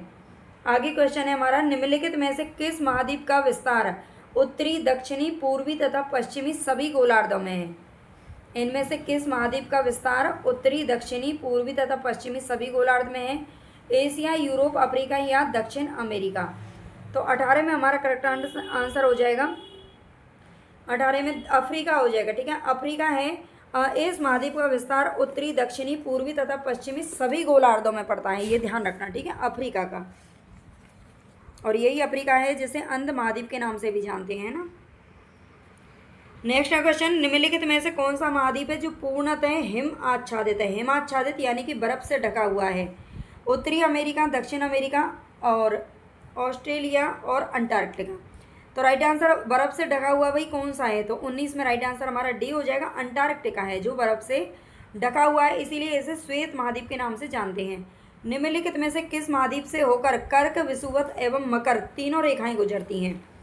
कर्क, विषुवत और मकर तीनों रेखाएं गुजरती हैं। आप जानते हैं ये गोलार्ध है और गोलार्ध में ये विषुवत रेखा है जो कि सबसे बीचों बीच में पड़ती है, और इसके ऊपर कर्क रेखा पड़ती है और इसके नीचे बिल्कुल बराबर दूरी पे मकर रेखा पड़ती है। तो ये तीनों की तीनों जिस महाद्वीप में से गुजरती है, ऐसा कौन सा महाद्वीप है ये पूछ रहा है। तो 20 का हमारा करेक्ट आंसर क्या हो जाएगा? बी हो जाएगा, अफ्रीका है। ठीक है, ये अफ्रीका है जो कर्क, विषुवत और मकर तीनों रेखाएं यहाँ से गुजरती हैं। और ये भी ध्यान रखना है पूर्वी, पश्चिमी, उत्तर, दक्षिणी चारों उसमें बटा हुआ है। कि इस महाद्वीप में ज्वालामुखी का सर्वथा अभाव पाया जाता है? ज्वालामुखी सबसे कम कहाँ पर है ये पूछ रहा है। तो 21 में राइट आंसर हमारा कौन सा हो जाएगा? सी हो जाएगा, ऑस्ट्रेलिया। ठीक है, ऑस्ट्रेलिया में सबसे यानी कि ज्वालामुखी का क्या है? अभाव है, कमी है, ज्वालामुखी नहीं है वहाँ पर। विश्व की सबसे लंबी दरार घाटी किस महाद्वीप में स्थित है? विश्व की सबसे लंबी दरार घाटी है और ये किस महाद्वीप में स्थित है? तो 22 का हमारा करेक्ट आंसर हो जाएगा बी, अफ्रीका। ठीक है, अफ्रीका में पाई जाती है सबसे लंबी दरार घाटी। आगे है, उत्तर अमेरिका महाद्वीप की सर्वोच्च पर्वत चोटी कौन सी है? उत्तर अमेरिका महाद्वीप, उत्तर अमेरिका जो महाद्वीप है इसकी सबसे ऊंची पर्वत की चोटी कौन सी है? Mount Everest. माउंट एवरेस्ट तो आप जानते हैं एशिया की है ना, जो कि नेपाल में बढ़ती है हिमालय के ऊपर, ठीक है। तो 23 में हमारा करेक्ट आंसर हो जाएगा माउंट एलब्रुस। माउंट एलब्रुस बिल्कुल सही है। एलब्रुस याद रखना, ये उत्तरी अमेरिका की सबसे ऊंची चोटी है। दक्षिण अमेरिका महाद्वीप का सर्वोच्च पर्वत शिखर कौन सा है? सर्वोच्च पर्वत शिखर यानी कि सबसे ऊंची चोटी दक्षिण अमेरिका की कौन सी है? अभी हमने देखा उत्तरी अमेरिका की कौन सी है, तो ये एलब्रुस है, उत्तरी एलब्रुस, ठीक है। उत्तरी अमेरिका की एलब्रुस है। और अब पूछ रहा है आपसे दक्षिण अमेरिका की, तो दक्षिण अमेरिका की कौन सी है? राइट आंसर हमारा हो जाएगा माउंट एकांकागुआ, ठीक है। माउंट एकांकागुआ ये दक्षिण अमेरिका की सबसे ऊंची चोटी है। अफ्रीका महाद्वीप का सर्वोच्च पर्वत शिखर है, अफ्रीका महाद्वीप का सबसे ऊंची चोटी कौन सी है? तो राइट आंसर हमारा 25 में कौन सा हो जाएगा? माउंट किलिमंजारो, ठीक है। माउंट किलिमंजारो है, ये सबसे ऊंची चोटी है कहाँ की? अफ्रीका की, यानी कि अंध महाद्वीप की। अंटार्कटिका महाद्वीप का सर्वोच्च पर्वत शिखर कौन सा है? अंटार्कटिका महाद्वीप की सबसे ऊंची चोटी कौन सी है? तो 26 में हमारा करेक्ट आंसर क्या हो जाएगा? डी हो जाएगा, माउंट विंसन मेसिप, ठीक है। माउंट विंसन मेसिप ये अंटार्कटिका की सबसे ऊंची चोटी है। नेक्स्ट है हमारा क्वेश्चन, एशिया महाद्वीप का सर्वोच्च पर्वत शिखर कौन सा है? एशिया महाद्वीप का सर्वोच्च पर्वत शिखर कौन सा है? तो आप जानते हैं माउंट एवरेस्ट है जो सबसे ऊंचा है, ठीक है। एशिया में पूछ रहा है ना, तो सबसे ऊंचा हमारा कौन सा है? माउंट एवरेस्ट हो जाएगा, ठीक है। 27 में बी हमारा ठीक है। और ये कहाँ पर पड़ता है? नेपाल में पड़ता है, हिमालय पर्वत पर, ठीक है। ये जो चोटी है ना वो नेपाल में पड़ती है, ना कि भारत में, ये ध्यान रखना। यूरोप महाद्वीप का सर्वोच्च पर्वत शिखर कौन सा है? यूरोप महाद्वीप का कौन सा है? सबके हमने याद कर लिए हैं, ठीक है। एकांकागुआ किसका था? दक्षिण अमेरिका था। एक बार याद दिला देती हूँ। माउंट एलब्रुस किसका था? उत्तरी का था। और माउंट विंसन मेसिप किसका था? तो ऑस्ट्रेलिया का था, है ना। अभी आपसे पूछ रहा है यूरोप महाद्वीप का सबसे, तो हमारा कौन सा बना? माउंट मैकिन्ले बचा, ठीक है। माउंट मैकिन्ले यूरोप महाद्वीप का सर्वोच्च पर्वत शिखर है। आगे चलते हैं, ऑस्ट्रेलिया महाद्वीप का सर्वोच्च पर्वत शिखर कौन सा है? ऑस्ट्रेलिया महाद्वीप का, तो 29 में राइट आंसर हमारा कौन सा हो जाएगा? 29 में राइट आंसर हमारा हो जाएगा माउंट कोसियुस्को, ठीक है। कोसियुस्को हमारा सही हो जाएगा। एक मिनट यहाँ पर देख लेना है, विंसन वैसे आया तो था किसी का, है ना। ये अंटार्कटिका का है, ठीक है। ये अंटार्कटिका का है। और यूरोप का देख लिया, ऑस्ट्रेलिया का आप समझ गए, कोसियुस्को। अब हमने सबका देख लिया, ठीक है। अब यहाँ पर आगे देखते हैं, अफ्रीका महाद्वीप की सबसे बड़ी झील कौन सी है? अफ्रीका महाद्वीप की 30 में हमारा करेक्ट आंसर क्या हो जाएगा? अफ्रीका महाद्वीप की सबसे बड़ी झील कौन सी है? तो ये है विक्टोरिया, ठीक है। अफ्रीका महाद्वीप में पड़ती है विक्टोरिया झील, जो कि सबसे बड़ी है। आगे क्वेश्चन है, एशिया महाद्वीप की सबसे बड़ी झील कौन सी है? एशिया महाद्वीप की, तो 31 में हमारा राइट आंसर कौन सा हो जाएगा? सी हो जाएगा, कैस्पियन सागर, ठीक है। जो कैस्पियन सागर है एशिया महाद्वीप की सबसे बड़ी झील है। ऑस्ट्रेलिया महाद्वीप की सबसे बड़ी झील कौन सी है? ये बताना है। आयर, विक्टोरिया, बार्ली या फिर मैके। विक्टोरिया तो अभी हमने देखा ये किसकी है? अफ्रीका की है, ठीक है। किसकी है? अफ्रीका की है। और यहाँ पर पूछा है ऑस्ट्रेलिया महाद्वीप की सबसे बड़ी कौन सी है? तो 32 में राइट आंसर हमारा हो जाएगा ऑस्ट्रेलिया आयर, ठीक है। ऑस्ट्रेलिया की झील कौन सी है? आयर। उत्तर अमेरिका महाद्वीप की सबसे बड़ी झील कौन सी है? उत्तर अमेरिका महाद्वीप की सबसे बड़ी झील कौन सी है? तो 33 में हमारा राइट आंसर क्या हो जाएगा? उत्तर अमेरिका की बात कराए तो सुपीरियर झील हो जाएगी, ठीक है। सुपीरियर झील हमारी सही हो जाएगी। आगे है, यूरोप महाद्वीप की सबसे बड़ी झील कौन सी है? यूरोप महाद्वीप की सबसे बड़ी झील कौन सी है? तो 34 का हमारा करेक्ट आंसर क्या हो जाएगा? बी हो जाएगा, लैडोगा झील, ठीक है। लैडोगा आप कहीं पर नोट कर लेना है इनको, ठीक है। डेली जो मैं क्लासेस लेती हूँ ये बहुत ही इंपॉर्टेंट होती है और आप इनको एक जगह पर नोट कर लिया करो। और चैनल को भी वही सब्सक्राइब कर लेना जो भी बच्चे नए हैं। यूरोप महाद्वीप में प्रवाहित होने वाली सबसे लंबी नदी कौन सी है? यूरोप में प्रवाहित होने वाली सबसे लंबी नदी कौन सी है? तो 35 में करेक्ट आंसर हमारा क्या हो जाएगा? सी हो जाएगा, वोल्गा नदी, ठीक है। जो वोल्गा नदी है ये यूरोप की सबसे लंबी नदी है। आगे, अफ्रीका महाद्वीप की सबसे लंबी नदी कौन सी है? अफ्रीका की, कांगो, नील, नाइजर या जेम्बेजी। तो 36 में हमारा करेक्ट आंसर हो जाएगा नील नदी। ये विश्व की भी सबसे लंबी नदी है, ठीक है। ये ध्यान रखना, ये विश्व की भी सबसे लंबी नदी है और जो कि अफ्रीका महाद्वीप में पड़ती है। तो अफ्रीका की तो जाहिर सी बात है, होनी ही है ना। ऑस्ट्रेलिया महाद्वीप में प्रवाहित होने वाली सबसे लंबी नदी कौन सी है? ऑस्ट्रेलिया महाद्वीप की कौन सी है? तो राइट आंसर हमारा 37 में कौन सा हो जाएगा? मरले डार्लिंग, ठीक है। मरले डार्लिंग ये ऑस्ट्रेलिया की सबसे लंबी नदी है। ऑस्ट्रेलिया को प्यासी भूमि का महाद्वीप के भी कहते हैं, है ना, अभी हमने ऊपर देखा था। आगे चलते हैं। दक्षिण अमेरिका महाद्वीप में प्रवाहित होने वाली सबसे लंबी नदी कौन सी है? तो नदियों के से क्वेश्चन है, तो राइट आंसर दक्षिण अमेरिका का पूछ रहा है, तो राइट आंसर हमारा कौन सा हो जाएगा? 38 में। 38 में करेक्ट आंसर हमारा अमेजन नदी, ठीक है। अमेजन नदी ये विश्व की सबसे चौड़ी नदी कही जाती है ना, विश्व की चौड़ी नदी, अगर चौड़ी नदी पूछ लिया जाए तो वो अमेजन है, और सबसे लंबी नदी पूछ लिया जाए तो नील नदी है, लेकिन दक्षिण अमेरिका की ये सबसे लंबी नदी भी है। आगे क्वेश्चन है, उत्तर अमेरिका महाद्वीप की सबसे लंबी नदी कौन सी है? उत्तर अमेरिका महाद्वीप की सबसे लंबी नदी कौन सी है? तो 39 में राइट आंसर हमारा ए हो जाएगा, मिसिसिपी मिसौरी, ठीक है। उत्तर अमेरिका महाद्वीप की सबसे लंबी नदी है मिसिसिपी मिसौरी, ये ध्यान रखना। ऑस्ट्रेलिया महाद्वीप से होकर कौन सी अक्षांश रेखा गुजरती है? ऑस्ट्रेलिया महाद्वीप से होकर कौन सी अक्षांश रेखा गुजरती है? तो राइट आंसर हमारा 40 में कौन सा होगा? 40 में कर्क रेखा, मकर रेखा, तो मकर रेखा सही हो जाएगा, क्योंकि ये दक्षिणी गोलार्ध में पड़ता है ऑस्ट्रेलिया, ये आप ध्यान रखना। आगे क्वेश्चन है, सर्वाधिक देशों वाला महाद्वीप कौन सा है? सबसे अधिक देश किस महाद्वीप के अंतर्गत आते हैं? तो 41 में राइट आंसर हमारा कौन सा हो जाएगा? डी हो जाएगा, अफ्रीका, ठीक है। अफ्रीका हमारा सही हो जाएगा आंसर। सबसे अधिक देश यहीं पर है, लेकिन सबसे अधिक आबादी की बात की जाए ना तो वो एशिया के अंदर है, क्योंकि भारत अकेला ही इतनी सारी आबादी को गेन किया हुआ है ना। और चीन को देख लो फिर। कौन सा महाद्वीप है जो पूर्ण रूप से दक्षिणी गोलार्ध में स्थित है? पूरी तरह से दक्षिणी गोलार्ध में स्थित कौन सा महाद्वीप है? इसमें से दक्षिण अमेरिका, अफ्रीका, उत्तरी अमेरिका। अफ्रीका का तो अभी हमने देखो अफ्रीका 2 बार दे दिया है भाई, और अफ्रीका का तो आप जानते ही हो, ऊपर नीचे दाएं बाएं सब तरफ बसा हुआ है ना। तो 42 में हमारा राइट आंसर क्या हो जाएगा? सी हो जाएगा, उत्तरी अमेरिका, ठीक है। उत्तरी अमेरिका है, ये नीचे की साइड बसा हुआ है दक्षिणी गोलार्ध में, ठीक है। आगे कौन सा महाद्वीप है जो मरुस्थल विहीन है? मरुस्थल विहीन कौन सा महाद्वीप है? इसमें से मरुस्थल किस में नहीं है? एशिया, यूरोप, अफ्रीका या ऑस्ट्रेलिया? तो 43 में हमारा करेक्ट आंसर हो जाएगा यूरोप। यूरोप में मरुस्थल नहीं है, ठीक है, ध्यान रखना। एशिया में सबसे बड़ा अगर मरुस्थल पूछ लिया जाए तो ये थार मरुस्थल है ना, जो हमारे मतलब राजस्थान और गुजरात के भी शायद कुछ भाग में है, राजस्थान में तो सबसे बड़ा है, ठीक है। सबसे बड़ा भाग इसका राजस्थान में पड़ता है। और अफ्रीका में भी आप जानते हैं जो सारा रेगिस्तान है, ठीक है, सारा रेगिस्तान जो विश्व का सबसे बड़ा रेगिस्तान है, ये अफ्रीका के अंदर पड़ता है, ठीक है, और यूरोप में है ही नहीं।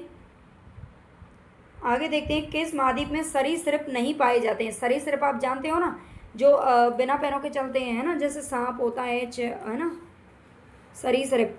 तो सरीसृप नहीं पाए जाते, कहाँ पर नहीं पाए जाते हैं ये पूछ रहा है। तो 44 में हमारा राइट आंसर क्या हो जाएगा? बी हो जाएगा, अंटार्कटिका में नहीं पाए जाते हैं ना, क्योंकि वहाँ पे क्या है? बर्फ़ है, बर्फ़ है वहाँ पर सरीसृप नहीं पाए जाते, ये ध्यान रखना। अफ्रीका महाद्वीप का दक्षिणतम बिंदु कौन सा है? अफ्रीका महाद्वीप का दक्षिणतम बिंदु, यानी कि जो अफ्रीका देश है ये वाला, है ना, इस तरह से कुछ भी बना हुआ हो, है ना, ये बस इंडिया ही बनाना आता है भाई हमको तो, है ना। अफ्रीका महाद्वीप का दक्षिणतम, इसका सबसे लास्ट वाला दक्षिणतम बिंदु कौन सा है? जैसे कि हमारे भारत का अगर पूछ लिया जाए तो इंदिरा पॉइंट है ना। तो राइट आंसर हमारा 45 में कौन सा हो जाएगा? बी हो जाएगा, केप अगुलहास, ठीक है। जो केप अगुलहास है ये अफ्रीका महाद्वीप का दक्षिणतम बिंदु है। विश्व में मैदानों का सर्वाधिक विस्तार किस महाद्वीप में होता है? विश्व में मैदानों का सर्वाधिक विस्तार किस महाद्वीप में है?